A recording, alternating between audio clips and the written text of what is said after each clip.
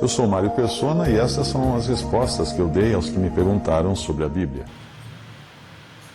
Como sempre, os fariseus estão tentando pegar o Senhor em alguma falha. Essa é a pior abordagem que alguém pode fazer. Embora ela às vezes funcione, não é? Nós temos a história do autor do romance Ben-Hur, depois que virou filme, não é? Mas quando foi escrito era um romance, e ele inclusive determinou que se fizessem peças de teatro, porque ainda o cinema ainda estava começando na época que ele escreveu esse livro. Então ele determinou que se fizessem peças de teatro com a história que ele escreveu, não deveriam mostrar o rosto do ator que representasse Cristo, porque ele achava que era muito desrespeito colocar o rosto de qualquer homem no lugar do rosto de Cristo. Então, quando fizeram o filme Ben-Hur, anos mais tarde, né, quando já tinha cinema avançado bastante, preservaram essa vontade do autor. E se você assistiu o Ben-Hur, o antigo, né, o filme, aquele colorido, eu acho que era. Se você assistiu, você deve ter reparado que ele nunca aparece o rosto de Jesus. Ele sempre é visto de costas ou com uma luz brilhante assim, o sol brilhando por trás, então desfoca o rosto dele. E foi isso que ele determinou. E agora o interessante, é por isso que eu estou falando desse romance Ben-Hur. O mais interessante é que ele começou a escrever um livro, ele começou a estudar os evangelhos e para escrever um livro que desmentisse a história de Jesus, para provar que era uma lenda, para provar que era totalmente inventado. E no meio, o Espírito Santo pôs o pé na frente e ele acabou se convertendo. E são muitos que fazem esse tipo de abordagem, né, de desafiar o Senhor. E agora aqui nós estamos vendo esses homens aqui, esses fariseus, que eles estão desafiando o Senhor. Partindo dali, chegou à sinagoga deles, e estava ali um homem que tinha uma das mãos mirradas, Mateus 12, 9 em diante, e eles, para o acusarem, o interrogaram, dizendo: é lícito curar nos sábados? Mais uma vez aqui a questão do sábado, que eles vão tentar pegar o Senhor em alguma palavra, em alguma coisa. É lícito curar no sábado? E claro que é lícito curar no sábado, porque o sábado foi feito para o homem, não o homem para o sábado. Deus descansou no sétimo dia. E aqui eles estavam tentando o Senhor, achando uma maneira de o acusarem. E quem sai ganhando com isso é o homem que tem a mão mirrada. E aí ele já traz tem uma lição a mais aqui, porque um homem com a mão mirrada é um homem que não pode fazer obra alguma, nem no sábado, nem em outro dia. E no versículo 12, ele diz: e ele lhes disse: qual dentre vós será o homem que, tendo uma ovelha, se num sábado ela cair numa cova, não lançará a mão dela e a levantará? Pronto. Eles eram misericordiosos até com a ovelha deles que caísse na cova, mas não com o ser humano. Não com o ser humano. E ele vai dar a lição no versículo 12. Pois quanto mais vale uma ovelha vale um homem do que uma ovelha. É por consequência, a conclusão que ele chega, é por consequência lícito fazer o bem no sábado. E aí que ele vai e fala para o homem: então disse aquele homem: estende a tua mão. E ele a estendeu, e ficou sã como a outra. E os fariseus, tendo saído, formaram um conselho contra ele para o matarem. Então essa era a reação que o homem tinha quando encontrava a misericórdia e a graça do Senhor. Aqui eles que tinham tanto cuidado com as suas ovelhas não queriam nem saber o que acontecia com o ser humano. Esse é o homem, não é? Esse é o homem. Eles não reconheceram que eles estavam diante do Criador, diante do Messias que eles faziam de conta que aguardavam, mas na verdade eles não queriam. Não queremos que esse reine sobre nós. Quando o Senhor Jesus apareceu aqui no mundo e nasceu na forma de um menino, de uma criança, nós vemos que isso está em Mateus, logo no início do Evangelho de Mateus, quando é anunciada o seu nascimento, e o rei fica sabendo através dos magos, né? Magos não eram homens que faziam mágica, magos eram sábios. Os sábios que vieram do Oriente, na época, eles eram considerados magos porque eles mexiam com ciência. A ciência das coisas, né? Faziam remédios, perscrutavam as estrelas, faziam mapas das órbitas das estrelas e tudo mais. Então, por isso que eles já chamavam de magos, porque naquela época misturava, né, a astrologia com astronomia, com poções, com medicamentos, venenos, era tudo uma coisa só, era tudo era o que seriam os cientistas da época, né? E aí, quando eles aparecem, esses magos, que a Bíblia nunca fala que são três, cuidado de falar os 3 reis magos, né? Não aparecem 3 reis magos na Bíblia, só diz magos, então podiam ser 2, podiam ser 4. E quando eles aparecem lá em Mateus capítulo 2, versículo 2 diz: onde está aquele que é nascido rei dos judeus? Porque vimos a sua estrela no Oriente e viemos a adorá-lo. E o rei Herodes, ouvindo isto, perturbou-se, e toda Jerusalém com ele. E congregados todos os príncipes dos sacerdotes, os principais dos sacerdotes, e os escribas do povo, perguntou-lhes onde havia de nascer o Cristo. E eles lhe disseram: em Belém de Judeia, porque assim está escrito pelo profeta: E tu, Belém, terra de Judá, de modo nenhum és a menor entre as capitais de Judá, porque de ti sairá o guia que há de apacentar o meu povo de Israel. Então Herodes, chamando secretamente os magos, inquiriu exatamente deles acerca do tempo em que a estrela lhes aparecera. E enviando-os a Belém, disse: ide e perguntai diligentemente pelo menino, e quando o achardes, participai-mo, para que eu também vá e o adore. Ele não queria adorar coisa nenhuma, ele queria matar o menino, porque era concorrência para ele.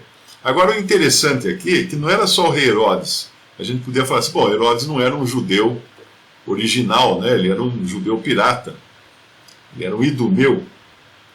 Então, é claro que ele não estava muito interessado nisso. Mas, quando a gente lê no versículo 3, que perturbou-se, ouvindo isso, Herodes, perturbou-se e toda Jerusalém com ele. Por que toda Jerusalém se perturbou de ouvir dizer a notícia de que tinha nascido o rei? O rei de Israel tinha nascido, a estrela tinha trazido até ali aqueles homens sábios do Oriente, porque o povo também não queria. O povo também não queria. É aquela história do time que está ganhando não se mexe.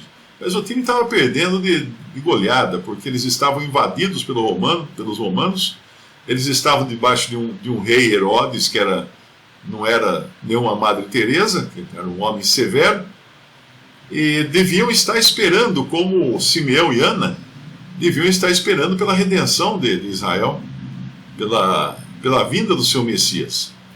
Embora eles tivessem ainda aquela noção de que o Messias viria para libertá-los de seus inimigos. E efetivamente essa seria uma das funções do Messias: Mas o que ninguém sabia era que o Messias, quando ele viesse, ele ia primeiro morrer, ele ia primeiro sofrer, ele seria um Messias sofredor, ele seria uma ovelha sacrificada, o Cordeiro de Deus vindo ao mundo para morrer pelos pecadores. Depois que ele seria exaltado e viria então como o Messias de Israel para reinar. Mas então isso aqui demonstra muito bem que o espírito dos fariseus, no nosso capítulo 12 aqui de Mateus, ele não era estranho àquela situação, era um espírito de rejeição contra o Senhor. Não tinha ninguém interessado nesse Messias realmente, a não ser um pequeno remanescente representado pelos discípulos, por José, Maria, Ana, seu marido, né, o sacerdote, os Simeão, Zacarias, e também pelos discípulos que foram escolhidos pelo Senhor, mas o resto da população não estava nem aí, não estava esperando. O estado de Israel naqueles dias era muito parecido com o estado da cristandade hoje. Eles estavam, apesar de invadidos e dominados por um povo pagão, os romanos, eles estavam achando que estava bom. Porque Herodes fez grandes obras, Herodes restaurou o templo de Jerusalém, nos tempos de Jesus, era um templo que foi restaurado, reconstruído pelo rei Herodes. Então, ele fez isso para agradar os judeus, né, claro. Agora, tinha muitas outras obras que ele fez, por exemplo, Cesareia, que era uma cidade que ele fundou, Herodes fundou, para agradar César Augusto, o imperador romano. Então tinha muitas obras, tem até, a gente encontra aí documentários do Palácio de Herodes, umas obras grandiosas. Então o povo estava vivendo bem, eles estavam dominados pelos romanos, mas eles estavam em paz. Havia a Pax Romana, que tem até as faixas, né, do Império traziam esses dizeres, paz romana, porque o imperador, depois invadidos os países, ele tomava conta e ele impunha com mão de ferro uma paz. E eles estavam em paz. Tinha pão e tinha circo. Né? Não era isso que interessava? Tinha pão e tinha circo, tinha cerveja e tinha baile, tinha arrastapé. Então, o povo estava tranquilo. Ninguém queria que viesse um Messias para atrapalhar a festa. Percebe? Esse é o espírito, hoje, não só do mundo, não apenas do mundo, mas em especial da cristandade. Porque a cristandade está hoje no espírito de Laodiceia. Estou rica e abastada, não tenho necessidade de coisa alguma. Esse é o espírito da cristandade hoje. Então, se você fala, por exemplo, chegue para um cristão, fala assim, puxa, queria hoje estar com Jesus.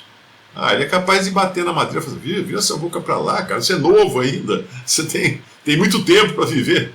A pessoa não entende que o cristão, a única esperança que ele tem é sair do mundo, não é ficar no mundo.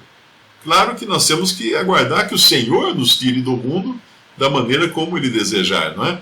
Uma maneira será, claro, pela doença ou pela velhice, pela morte.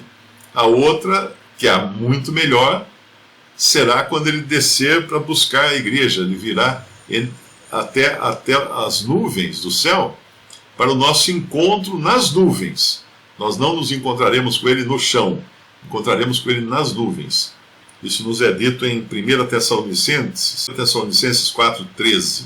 Não quero, porém, irmãos, que sejais ignorantes acerca dos que já dormem, para que não vos entristeçais como os demais, que não têm esperança. Porque se cremos que Jesus morreu e ressuscitou, assim também aos que em Jesus dormem, Deus os tornará a trazer com Ele. Dizemo-vos, pois, isto, pela palavra do Senhor, que nós, os que ficarmos vivos para a vinda do Senhor, não precederemos os que dormem. Porque o mesmo Senhor descerá do céu com alarido e com voz de arcanjo e com a trombeta de Deus, e os que morreram em Cristo ressuscitarão primeiro. Depois nós, os que ficarmos vivos, seremos arrebatados juntamente com eles nas nuvens a encontrar o Senhor nos ares. E assim estaremos sempre com o Senhor. Portanto, consolai-vos uns aos outros com essas palavras. Essas palavras são as que devem consolar o cristão enquanto está nesse mundo. Não qualquer outra coisa. Essas palavras, que palavras? Que o mesmo Senhor descerá do céu com alarido e com voz de arcanjo, com a trombeta de Deus, e os que morreram em Cristo ressuscitarão primeiro. Muito cuidado aqui, não pensar que essa trombeta de Deus seja aquela, a trombeta lá, a sétima, a última trombeta de Apocalipse, porque lá em Apocalipse é a trombeta do anjo. Está muito claro lá que o anjo toca a sua trombeta. Aqui é a trombeta de Deus. Essa é a mesma trombeta de 1 Coríntios 15, quando fala num piscar de olhos, podemos até abrir lá, 1 Coríntios capítulo